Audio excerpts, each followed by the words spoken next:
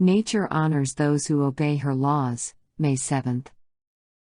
Daniel purposed in his heart that he would not defile himself with a portion of the king's meat, nor with the wine which he drank, therefore he requested of the prince of the eunuchs that he might not defile himself. We can have no right understanding of the subject of temperance until we consider it from a Bible standpoint. And nowhere shall we find a more comprehensive and forcible illustration of true temperance and its attendant blessings than is afforded by the history of the prophet Daniel and his associates in the court of Babylon. It was not their own pride or ambition that had brought these young men into the king's court, into the companionship of those who neither knew nor feared the true God. They were captives in a strange land, and infinite wisdom had placed them where they were. They considered their position, with its difficulties and its dangers, and then, in the fear of God, made their decision. Even at the risk of the king's displeasure, they would be true to the religion of their fathers. They obeyed the divine law, both natural and moral, and the blessing of God gave them strength and comeliness, and intellectual power.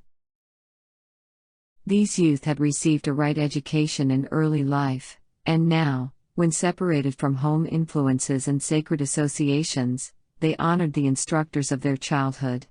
With their habits of self-denial were coupled earnestness of purpose, diligence, and steadfastness. They had no time to squander in pleasure, vanity, or folly. They were not actuated by pride or unworthy ambition, but they sought to acquit themselves creditably, for the honor of their own downtrodden people and for His glory whose servants they were. God always honors the right. The most promising youth of every land subdued by the great conqueror had been gathered at Babylon, yet amid them all, the Hebrew captives were without a rival.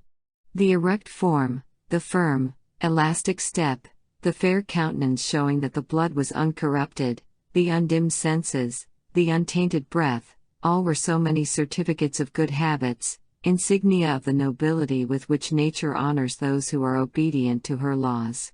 And when their ability and acquirements were tested by the king at the close of the 3 years of training, none were found like Daniel, Hananiah, Mishael, and Azariah.